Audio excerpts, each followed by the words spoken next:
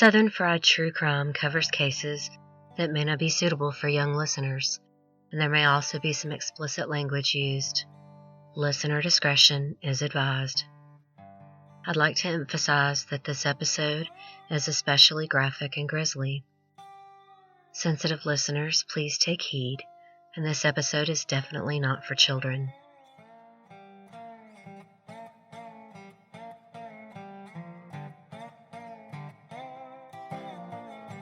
At around 5 o'clock, on a cool mid-October evening in New Orleans, a very tall young man opened a tab at the La Riviera rooftop pool bar, 7 stories up in the Omni Royal Hotel on St. Louis Street.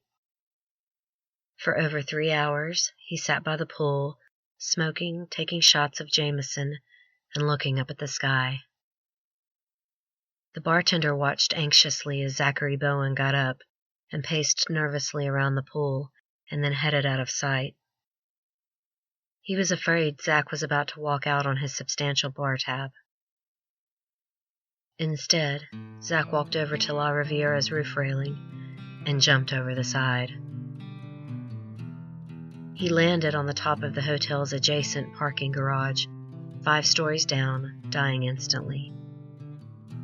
On this evening, October 17th, 2006, Detective Tom Moravich of the NOPD's Person Crimes Division was not surprised to get a suicide call. After all, this was post-Katrina, and sadly, suicides were fairly common. But he was surprised that it happened from the roof of a 4-star hotel.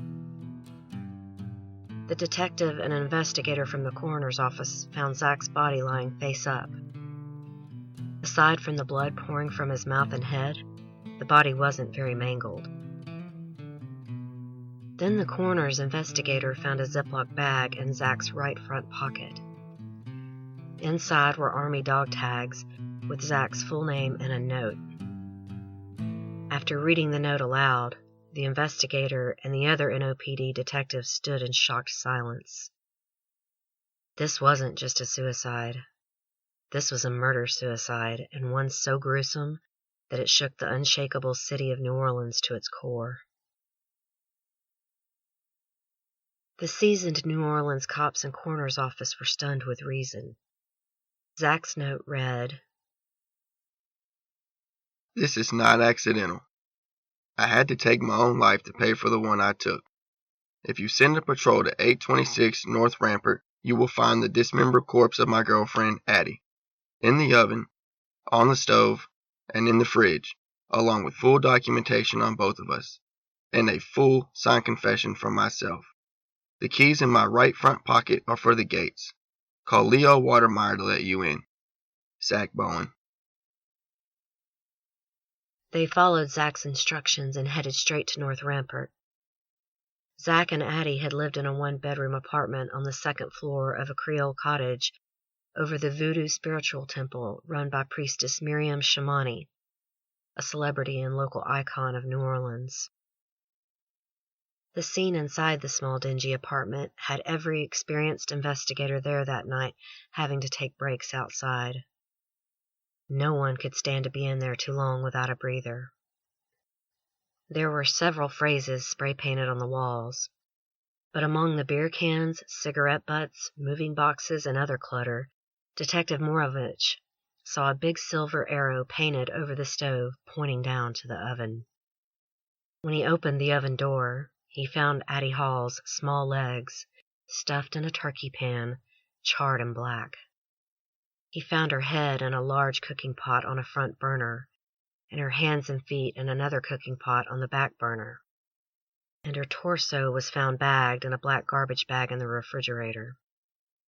Addie's rotting body parts outside of the fridge were horrific, and yet the apartment strangely didn't have much of an odor due to Zack having left the window air conditioner on at 60 degrees, full blast. News of the gruesome murder-suicide spread quickly. Close friends of Zack and Addie were shocked, despite the couple having had a famously volatile relationship. They were well known and loved in their community. Both were bartenders in the French Quarter, where Zack also delivered groceries.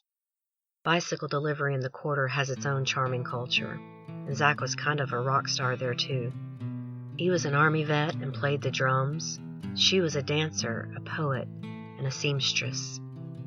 They seemed to personify the bohemian Puerto Rican lifestyle, as Addie liked to call it. They fell in love in the months before Katrina, and when the storm hit and the levees broke, they decided to ride it out. They considered themselves survivors and hardcore New Orleanians, even though neither one was born there. Once the initial shock of the murder-suicide wore off, friends and family were horrified at the grisly dismemberment of Addie. What would make Zack Bowen, such a fun-loving, hard-working, and charming father of two, do such a horrendous thing? I don't think any one person could have understood the pressure Zack Bowen was under, nor the suffering he was in with post-traumatic stress disorder, from both the 2 wars he fought in and Katrina. And he was definitely self-medicating himself with drugs and alcohol. To better understand how this whole awful thing came to be, we need to get to know Zack. It's something the local papers refused to do, and especially once the story went global, the focus was only on glorifying the gruesome details, with headlines screaming, "Boyfriend cut up corpse, cooked it," and "Man cooks and eats girlfriend," and worst of all, "Gal pal gumbo." And many headlines noting the New Orleans House of Horrors was above a voodoo temple, with even respected papers implying voodoo rituals were involved, which, by the way, was not true. There was no cannibalism. It had nothing to do with voodoo, and they weren't just drug and alcohol crazed either, although their shared problem with substance abuse was definitely a toxic factor in their relationship. But this was also a couple so in love that they held hands as they bicycled through the streets of the French Quarter. But while there may not have been any kind of voodoo demonic possession happening to Zack, it's fair to say he was battling his own personal demons, though they weren't supernatural. So let's start at the beginning, with Zack's life before New Orleans. Zachary Bowen was born in Bakersfield, California, May 15, 1978, to parents Jack and Lori, who were late hippie free spirits. When Zack was 3 months old, they decided to fulfill a lifelong dream of living on the road, and took Zack and his older brother Jed, who was 3 years old at the time, with them. They bought a Volkswagen van and went from town to town where they had friends. They fell in love with Whidbey Island in Puget Sound, about 30 miles north of Seattle. But after about 5 years, Jack was rarely home, preferring to stay out all night drinking with his buddies, and Lori finally couldn't take it anymore. She filed for divorce and took Jed and Zack and moved to Santa Maria, California, while Jack stayed in Washington State, only seeing the boys sporadically. Zack and Jed were becoming teenagers during this difficult transition, and polar opposites. Where Jed was pensive and quiet, Zack was more the class clown. Jed loved all things hip-hop, and Zack immersed himself in heavy metal and grunge. But Zack's goofy persona was covering up deep shyness and self-consciousness of his awkward height. At almost 6'10" and wearing size 17 shoes, Zack had a lot of filling in to do. But despite feeling different, he was still popular and made decent grades. In 1996, after Zack had a humiliating experience going out for Homecoming King, he announced that he wanted to move to Portland and live with his father, and Jack was all for it. Lori was worried because Jack was more of a pal than a parent. She wasn't all that surprised, though. Zack was just fulfilling the free spirit lifestyle he'd grown up with, and so she agreed to the move. Before Zack moved to Washington State, Jack planned a huge road trip with big party towns. He had experience bartending, so they could go wherever the party was and stay for a while. And the last stop was New Orleans. Instead of hanging a while and then going back to Portland as originally planned, they got an apartment and decided to stay. Zack wasn't all that impressed at first. He enrolled in school but felt as awkward and isolated as he did in Santa Maria. He soon dropped out, but wasn't as anxious about his future as before. He was finally growing into his height, blossoming into a tall, dimpled, handsome young man with his baby fat disappearing. Before he was even 18 years old, he was already drinking in the Quarter, drawing both male and female admirers, and of course his natural charm drew him into the service industry quickly. He started working at a go-cup window where patrons could get to-go drinks to take with them. Working the go-cup window was where he met Lana Supack, a 28-year-old stripper from Dallas. She was a busty, thin brunette, and Zack was immediately enamored. She was equally enthralled with the genial young man hanging out of the window and calling for her and her friend to come and take shots of Jaeger with him. She said, "He was just gorgeous, an Adonis." But Lana had more in common than good looks with Zack. Given up at birth, she was adopted by a Jewish family. Lana had led a rebellious young life, moving out at 14 years old and stripping before she was 18. She started a roving gypsy lifestyle as a stripper, going wherever the party took her. She had what she characterized as a short, volatile, and violent marriage in her early 20s, and then kept moving. When she met Zack, she had recently moved to Dallas from Mexico City. She was in New Orleans on vacation with a girlfriend, and met Zack her first night there. The friend made herself scarce so the pair could hang out. After Lana returned to Dallas, Zack insistently kept calling her and begging her to come back, and so she did just a few weeks later, renting a room above Big Daddy's strip club on Bourbon Street. That fall they were inseparable, but by the end of 1996, Lana found out that Zack was only 18 and began pulling away. She had thought he was at least 21 to be a bartender and was completely freaked out at the age difference. To make matters worse, Lana found out she was pregnant. At first she didn't want to tell Zack and didn't want him involved at all, but by March she did decide to tell him and leave it up to him how involved he wanted to be. She wasn't forcing it on him, but letting him decide was a different kind of pressure. He did commit to being a father, but Lana was skeptical and kept her distance during the pregnancy, not even calling Zack when she went into labor with his son Jackson. A few weeks later, she let a friend call Zack and tell him the news while she was showering, and by the time she got out of the shower, he was already there. After he saw his son, he fell in love and never looked back. Lana softened toward Zack after seeing his newfound devotion. And after he worked on her for a few weeks, much like how he talked her into moving to New Orleans, she accepted him again and they decided to give their relationship another go. Zack jumped into his new responsibility with zealousness, working 2 bartending jobs, one with health insurance, and spending as much time taking care of Jackson as he could. But he was also still a teenager working the bar scene in New Orleans. He would still hang out with his bar buddies after work, and one night he was cited for possession of paraphernalia with another friend who was busted for marijuana. This paraphernalia charge was soon dropped, as it really did belong to his friend, but Zack was ashamed and upset because he had been trying so hard to do the right thing and settle down in his life. So he hunkered down and worked even harder, even talking Lana into marriage by pragmatically suggesting it for the health insurance. It might have somewhat been a marriage of convenience, but like everything else he did, Zack threw himself into it and was truly excited, working double shifts at both jobs. The couple were married outside in Jackson Square, a beautiful and emotional wedding where the groom broke down in tears and even tourists stopped to watch and take pictures. Lana had discovered she was pregnant again shortly before the marriage. Zack doubled down even harder at work in the months before his daughter Lily was born. After the birth of his second child, Zack again became worried about his future and remembered an earlier phone call from his brother Jed, who was in the Army and had suggested Zack join, telling him he had nothing in New Orleans, no education or real goals, just working dumb bar jobs, even though he had a family to support. So in the fall of 1999, Zack got his GED, and then on May 12th, he enlisted in the Army for an 8-year term.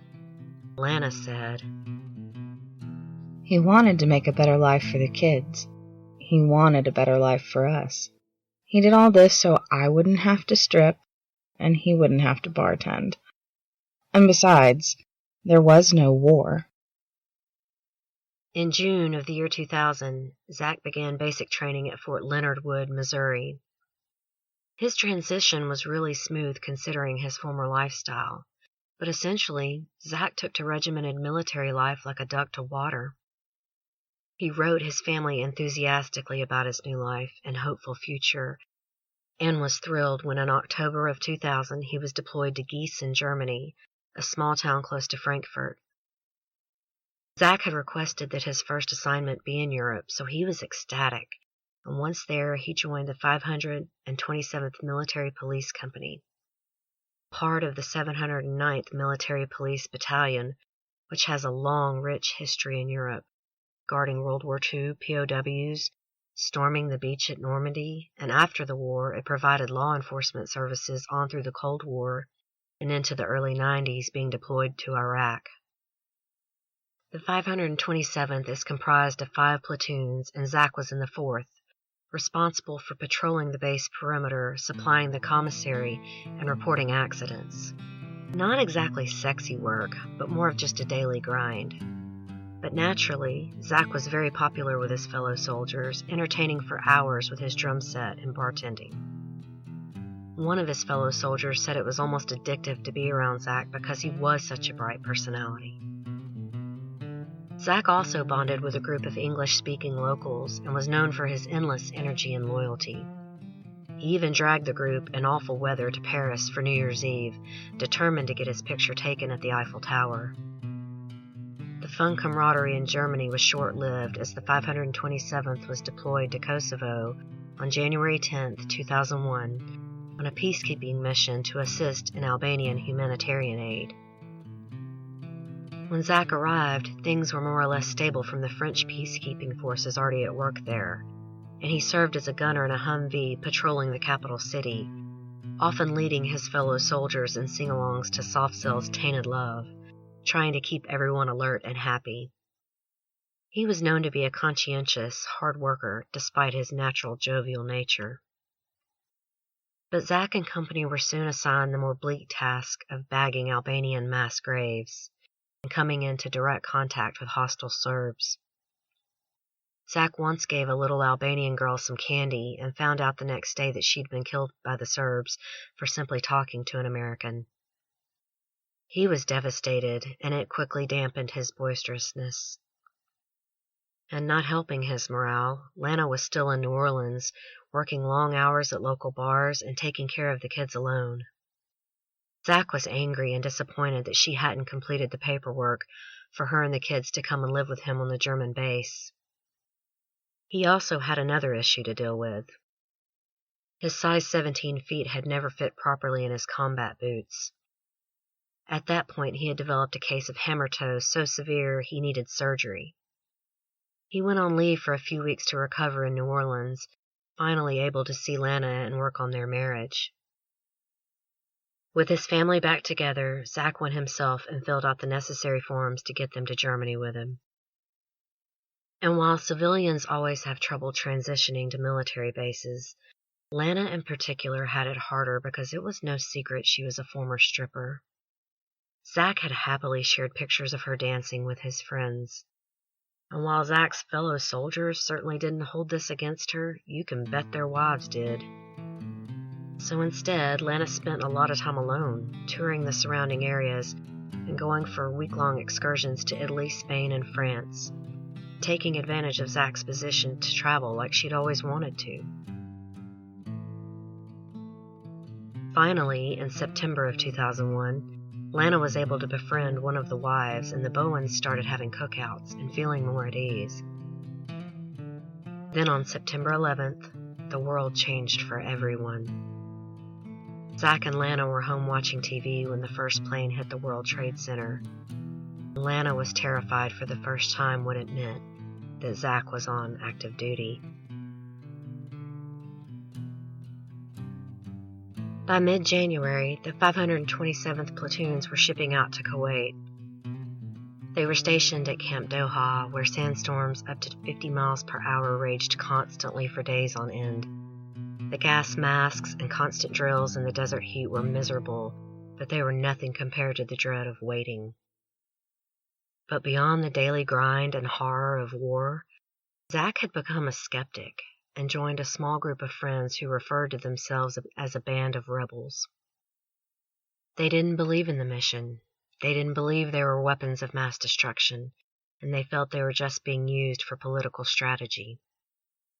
On March 20th, at dawn, members of the 527th rode over the border from Kuwait into Iraq in armored security vehicles, the first to be deployed in Iraq. It was only moments after crossing that they first faced enemy fire.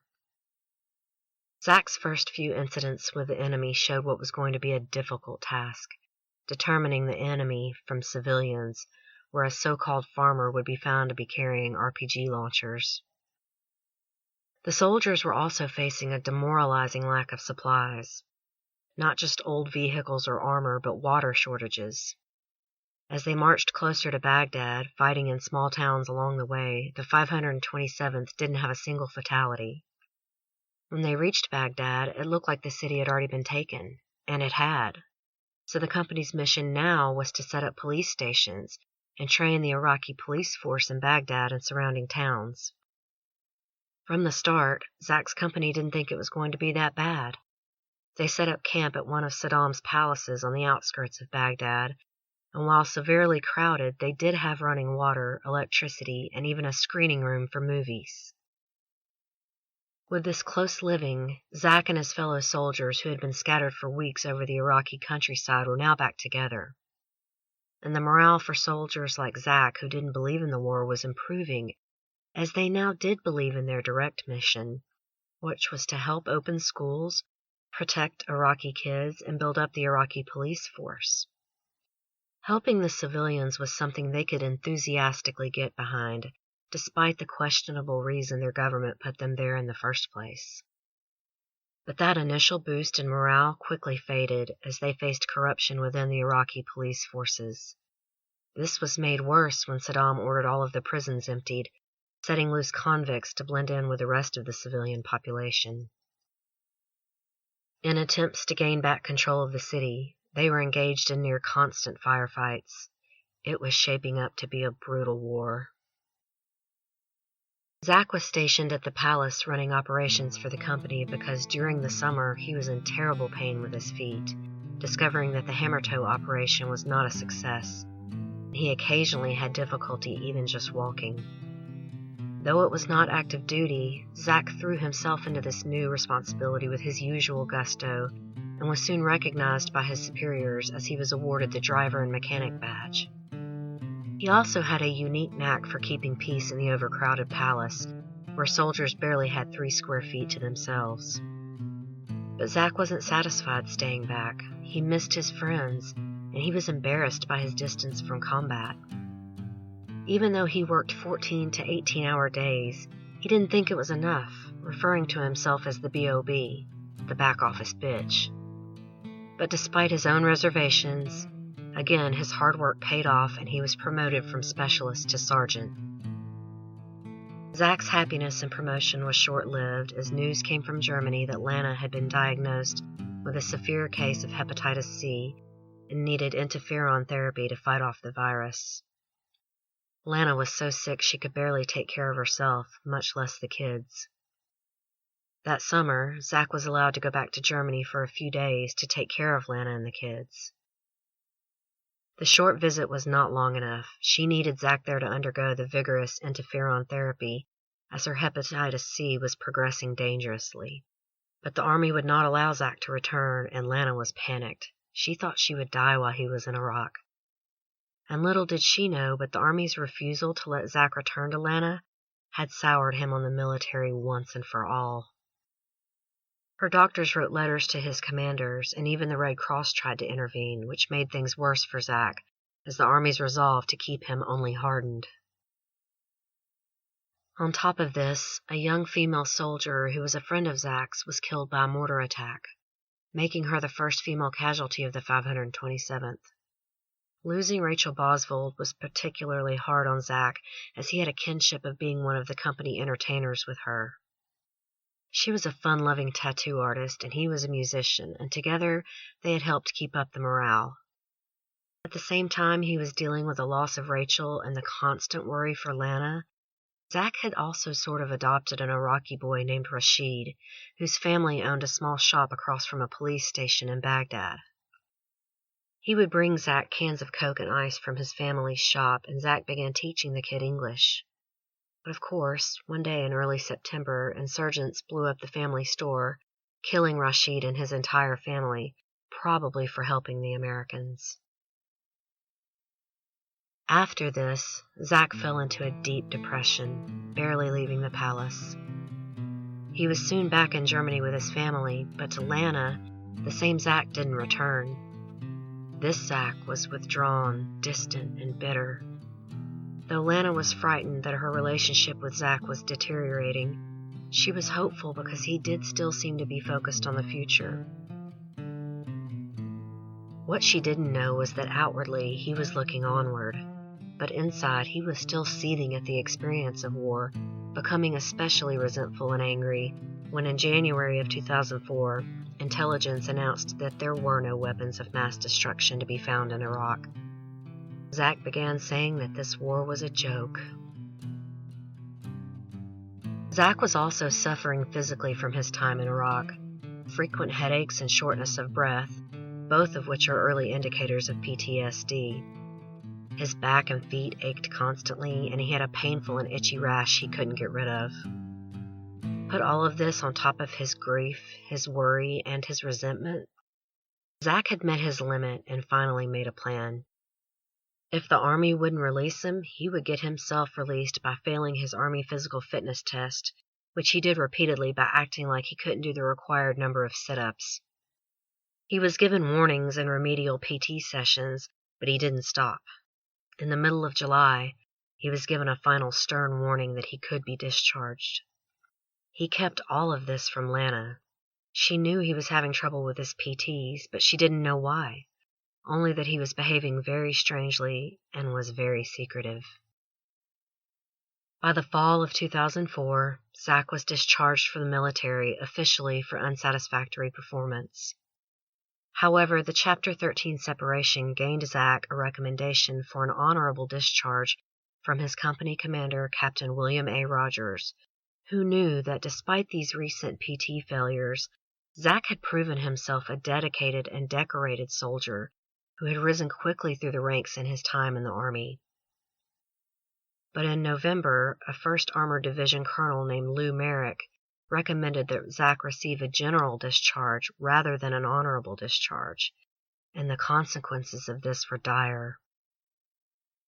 Under a general discharge, soldiers may lose many benefits, including life insurance, disability and educational benefits, and home loan guarantees.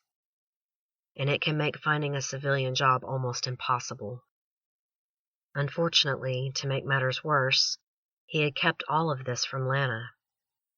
So when he came home one day in Germany, out of the blue, and announced he was out, she was furious. He had joined the Army to make a better life for them, so she didn't have to strip and he wouldn't have to bartend.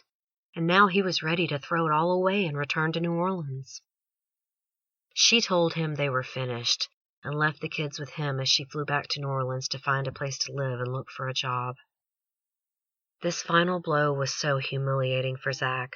His final discharge, while deemed general, was actually on par with a dishonorable discharge as far as his future was concerned, and now his wife had left him. Looking back, many high-ranking officials and Army lawyers felt this general discharge was unfair and inexplicable, considering Zack had fought in both Kosovo and Iraq and had no disciplinary marks on his record. Given the rest of his record, Zack deserved an honorary discharge. It's easy to look back now and see that, but it was hard to get the full picture at the time. In the midst of it, it looked like Zack was running away, and he was so secretive of the reasoning, not even telling his own family the full truth about his type of discharge. This final demoralization from the Army coupled with his own self-doubt, crushed Zack. Even though he internalized this burden, it is clear now that Zack was let down by every level of the military, from medical to legal, and it led to the failure of his marriage and ruined his future. When Lana picked up Zack and the kids from the airport in December of 2004, she met him with more bad news. She had started seeing someone else. Zack met this news with stormy resolve, though he didn't know how the living arrangements would work out. Initially, the kids lived with Lana and Zack stayed in a hotel, but he was miserable and lonely, and Lana soon suggested that they all move in together in an apartment in Terrytown, a New Orleans suburb. But this was no reconciliation, Lana insisted. She was just trying to help Zack and make the kids happy. But Zack saw this as hope for working things out. He struggled to return to the service industry, which was surprising, as he thought he would easily fall back into bartending. But New Orleans tourism was booming, and this was a competitive field. So Zack spent his time caring for the children as Lana worked long hours. Zack finally found a job at a shabby watering hole in the French Quarter called Hogg's Bar. He was given the graveyard shift, which actually turned out to be pretty lucrative, as it served as the favorite spot of transsexual strippers who worked at nearby clubs. Zack once again was attracting all types of sexual attention, but not from the one girl who had caught his eye. Addie Hall was a short, fiery girl with dirty blonde hair, 29 years old, with a dancer's body and a hair-trigger temper. She didn't think much of Hoggs or Zack, and fought constantly with other female bartenders on the day shifts she worked. But Zack was instantly drawn to Addie, seeing in her the idealized bohemian French Quarter personality that he so worshipped. In the spring of 2005, Zack started wearing Addie down with shots of Jaeger and interest in her life, and she finally began opening up to him. She was raised in Durham, North Carolina by a Vietnam veteran and homemaker, and though she attended high school, she didn't graduate because she was more interested in her poetry, dancing, and sewing. So after dropping out, she traveled around the country, much like Zack's young experiences. She moved all over in the late 90s, but by 2002 was ready to settle down and packed everything in her car and headed for New Orleans. She lived in her car for a few weeks before finding her first apartment. Though it was hard work, Addie flourished in New Orleans, blending naturally into the artistic and alternative lifestyle. She made fast friends with anyone she met and had a knack for turning even the worst dumps into cozy living spaces. Her creativity and exuberance for all things New Orleans, including the drinking, bumped up against another problem she had with her temper, not to mention her cocaine habit. She was known for being abusive to friends and lovers when drunk, often cruel. On one night of hard partying, she called her closest friend Dennis a homophobic slur. It wasn't really the word that hurt Dennis so much, but her nasty tone. Their friendship eventually healed, though, and Dennis learned to stay wary of what he called her dark spells. Addie seemed to get off on the dangerous side of life. She once invited a drug dealer into her home to cut up his cocaine, and when he offered her only a dime bag in exchange, she tried to get her roommate Rob to beat him up. But Rob was mortified and refused, apologizing to the dealer, who made a hasty exit. He cared about her, but saw that she seemed to prefer relationships with rough guys. She was in many abusive relationships, one of which left her with a broken shoulder. Perhaps in response, her own dark spells were becoming increasingly violent, and she was in many bar fights. Rob saw her crack beer bottles over many heads in the French Quarter. Like Dennis before him, Rob started distancing himself from her, eventually moving out after a particularly nasty scene with a coked-up Addie. Addie soon made a new friend named Capriccio de Velis, who she immediately nicknamed Caps. He was born in New Zealand, but was now a New Orleans bicycle delivery man. The pair made fast friends, and Caps was entranced with Addie, and soon they were dating. But unlike other men in her life, Capps recognized that Addie's behavior stemmed from abuse, and he'd had experience with a past girlfriend who was sexually abused and behaved in the same volatile and often provoking manner that Addie did. She finally confessed to him that she was sexually abused as a child, so severely that she was hospitalized for a urinary tract infection before her 13th birthday. After this revelation, they agreed to break off the romance but remain friends. Capps knew he could not stay with someone as damaged and destructive as Addie, but he cared about her and wanted to be her friend. But once he started seeing another woman, Addie no longer wanted to be friendly. And then suddenly, in August of 2005, he bumped into Addie, who was with a really tall and attractive young man. Addie hugged Capps and introduced Zack as her new boyfriend. He could tell the young man adored Addie, but figured he would soon tire of her and become part of what she called her tribe.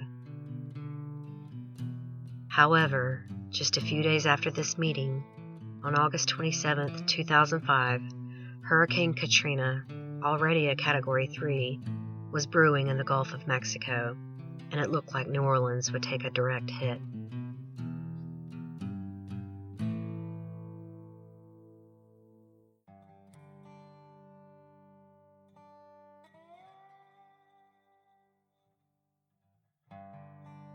Okay, folks, we have come to the end of part 1 of the Ballad of Zack and Addie. Please tune in next week for the harrowing conclusion. Until then, y'all take care. Southern Fried True Crime is created and hosted by me, Erica Kelley. The original graphic art is by Coley Horner, and the original music is by Rob Harrison of Gamma Radio.